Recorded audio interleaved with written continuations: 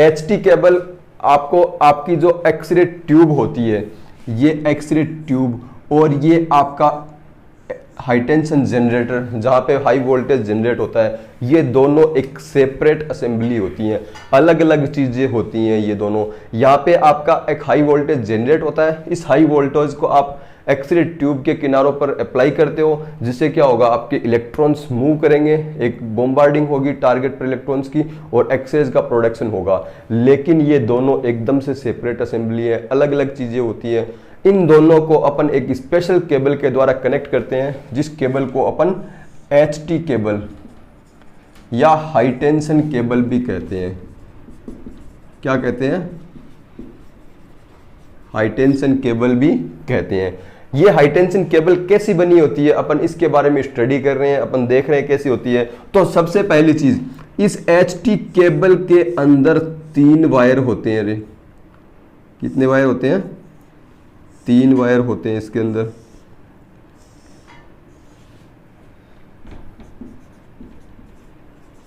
Three conductor wire. ये 3 conductor wire होते हैं, ये कॉपर के बने होते हैं और इनमें 3 वायर में एक वायर होता है आपके एनोड के लिए और 2 वायर होते हैं आपके कैथोड के फिलामेंट के लिए। 1 wire for anode and 2 wire for filament of cathode. इसके लिए ये तीनों वायर एक दूसरे के पैरेलल होते हैं। ये क्या होते हैं? पैरेलल। ये एक दूसरे के पैरेलल होते हैं तथा ये इंडिविजुअली इंसुलेटेड होते हैं। इंडिविजुअली इंसुलेटेड होते हैं। इट मीन्स इनके ऊपर एक इंसुलेटर की परत चढ़ी हुई होती है। ये तीनों एक दूसरे से पृथक होते हैं और इनके ऊपर इंसुलेटर की एक परत चढ़ी हुई होती है।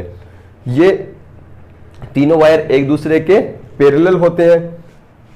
इन तीनों वायर को ऊपर, ये तीनों पैरेलल होंगे, और तीनों इंसुलेटेड होंगे। इन तीनों वायर के ऊपर एक फ्लेक्सिबल रबर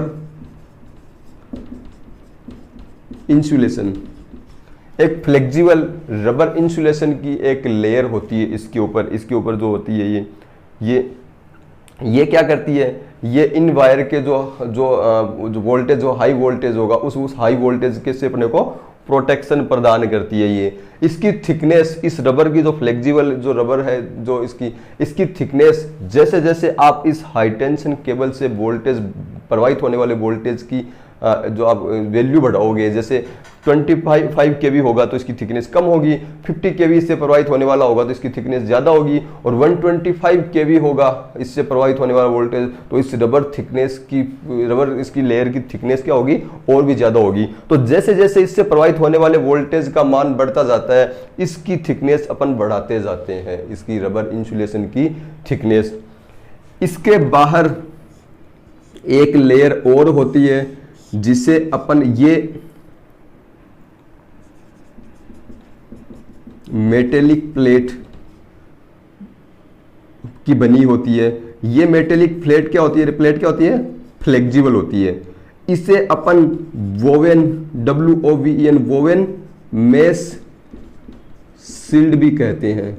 इसे क्या कहते हैं? Woven mesh shield. ये एक मेटल की परत चढ़ी होती है, इसके ऊपर लिपटी हुई होती है इसके ऊपर, जिसे अपन वोवेन मेश सील्ड भी कहते हैं। ये वोवेन मेश सील्ड, इस वोवेन मेश सील्ड क्या होती है? इस वोवेन मेश सील्ड का एक ऊपर का जो, इसके ऊपर जो परत होती है, इसका एक किनारा हाई टेंशन, जो आपका जो हाई टेंशन जनरेटर है इससे, और दूसरा किनारा इसका जो आपकी एक्सरे ट्यूब हाउसिंग है इससे कनेक्ट होता है। इससे क्या होता है? कनेक्ट होता है। जिससे क्या होता है? ये हाई टेंशन की ट्यूब, इससे क्या होता है? कनेक्ट होता है। इसके अलावा इसके ऊपर एक और परत होती है। ये परत या तो कॉटन की बनी होती है या प्लास्टिक की बनी होती है। ये परत आपकी HT केबल को अपीयरेंस देने का काम करती है कि एक्सरे, और इसको मैकेनिकल प्रोटेक्शन प्रदान करती है। अपीयरेंस कैसे? अगर ये कॉटन या प्लास्टिक की होगी तो जिस कलर की होगी अपने को कलर को से पता चलेगा ये इस कलर की है, और ये दूसरा आपकी जो ये HT केबल है इसको एक मैकेनिकल प्रोटेक्शन भी प्रदान करती है।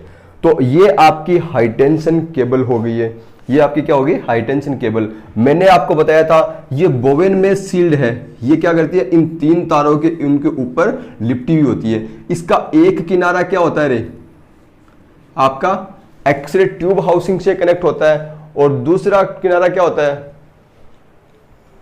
और दूसरा किनारा क्या होता है आपका, इसका आपका HT जनरेटर है, इस HT जनरेटर से कनेक्ट होता है। इससे क्या होगा, आप HT जनरेटर है इसकी अपन क्या करते हैं, ग्राउंडिंग कर देते हैं, HT जनरेटर की अपन क्या कर देते हैं, ग्राउंडिंग कर देते हैं। अब आप देखो, मान लो एक्सरे ट्यूब से हाई वोल्टेज अगर मान लो कोई इलेक्ट्रिक डिस्चार्ज हो जाए, तो उससे क्या होगा, हाई वोल्टेज अगर आप एक्सरे ट्यूब हाउसिंग को पहुंच जाएगा, तो ट्यूब हाउसिंग से वो कहां पहुंच जाएगा, सीधा आपकी HT जनरेटर को, हाई टेंशन जनरेटर को, और उसकी ग्राउंडिंग की यानी सारा चार्ज कहां पे चला जाएगा, अर्थ में चला जाएगा। उससे आपको शॉक नहीं लगेगा, उससे क्या नहीं लगेगा, आपको शॉक नहीं लगेगा। तो ये क्या करती है, HT केबल आपको शॉक से प्रोटेक्शन प्रदान करती है। कैसे करती है, ये HT जनरेटर से जुड़ी होती है, जिसको ग्राउंडिंग किया होता है, इससे आपको हाई वोल्टेज से प्रोटेक्शन प्रदान करती है, हाई वोल्टेज से प्रोटेक्ट करती है। अगर आपकी एक्सरे अगर ये वायर है, इनको भी कवर किया होता है, इन पे अगर कोई चार्ज होगा तो वो भी कहां चला जाएगा, ग्राउंड के अंदर चला जाएगा।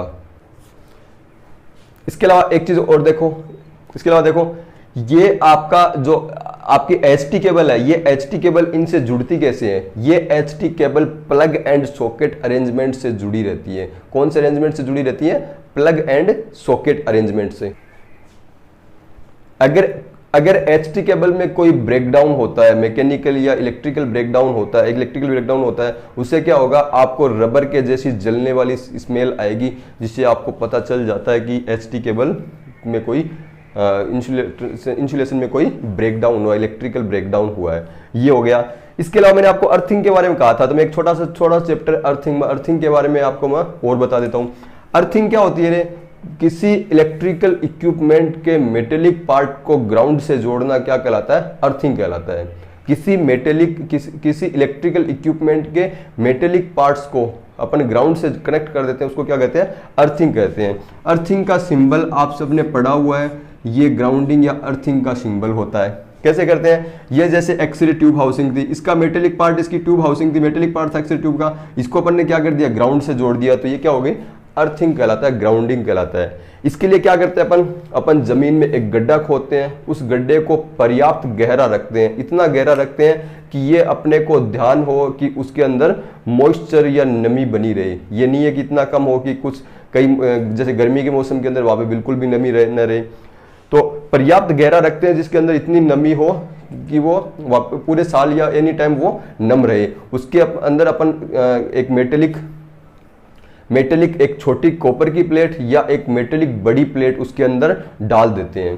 क्या करते हैं, जैसे ये अपन ने एक गड्ढा ले लिया, इस गड्ढे के अंदर ये एक कॉपर की प्लेट या मेटेलिक प्लेट अपन ने डाल दिया, और ये आपका कोई इलेक्ट्रिकल इक्विपमेंट है। इस इक्विपमेंट को अपन एक लो रेजिस्टेंस वायर, किससे, लो रेजिस्टेंस वायर, जैसे कॉपर के मोटे वायर से अपन इसको क्या करते हैं, कनेक्ट कर देते हैं। इसे कनेक्ट कर देंगे। अगर आपका कोई इस इक्विपमेंट का कोई अंदर का कोई पार्ट अगर बाहरी कवर के कांटेक्ट में आएगा तो क्या होगा, इसका रेजिस्टेंस, कॉपर वायर का रेजिस्टेंस बहुत ही कम है, और आपको पता है ग्राउंड का रेजिस्टेंस जीरो रेजिस्टेंस होता है, ग्राउंड का वोल्टेज जीरो, ग्राउंड का जो पोटेंशियल होता है या वोल्टेज होता है वो जीरो होता है। तो जैसे ही ये किसके कांटेक्ट में आएगा, जो भी इस पे चार्ज आएगा वो सारा चार्ज कहां चला जाएगा, अर्थ में या जमीन पे चला जाएगा। इसका मतलब अगर अपने अर्थिंग से इस इलेक्ट्रिकल इक्विपमेंट को अगर कनेक्ट कर दिया तो ये इलेक्ट्रिकल इक्विपमेंट भी जीरो वोल्टेज पर होगा, और अब इस कंडीशन में अगर अब हमने इसे टच कर लिया है तो ये अपने लिए बिल्कुल भी हार्मफुल नहीं है, जीरो वोल्टेज अपने लिए एकदम से सेफ है, क्योंकि इसका रेजिस्टेंस बहुत कम है, तो जो चार्ज होगा वो सीधा इसके जरिए अर्थ में चला जाएगा। तो अर्थिंग क्या करती है, अपने को इलेक्ट्रिकल शॉक से बचाती है। यही अर्थिंग आपकी एक्सरे ट्यूब में इस तरह से की हुई है। HT केबल के एक किनारा, जो HT केबल के ऊपर जो वोवेन मेश शील्ड थी, उस मेश शील्ड का एक किनारा इससे जोड़ा हुआ है, दूसरा किनारा आपका ट्रांसफार्मर टैंक है, ऑयल टैंक है, इससे जोड़ा हुआ है, इसकी ग्राउंडिंग की हुई है। तो अगर चार्ज एक्सरे ट्यूब से अगर ट्यूब हाउसिंग पे आएगा तो वो अपनी बॉडी से होके जाने की बजाय इस जो आपकी जो बोवेन मेश शील्ड है इसके जरिए ज़मीन में चला जाएगा, तो अपने को शॉक बिल्कुल भी नहीं लगेगा। तो ये था आज का टॉपिक।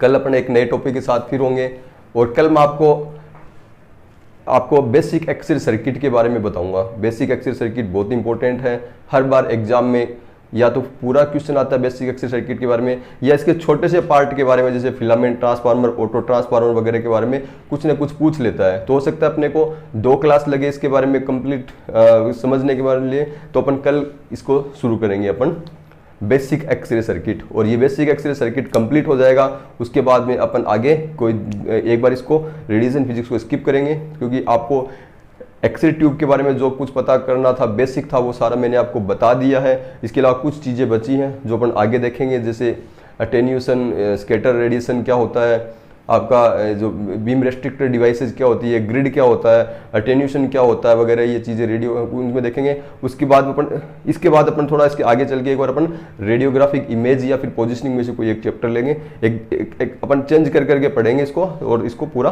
कवर करेंगे। ओके, तो ये थी आज की क्लास, कल मिलते हैं।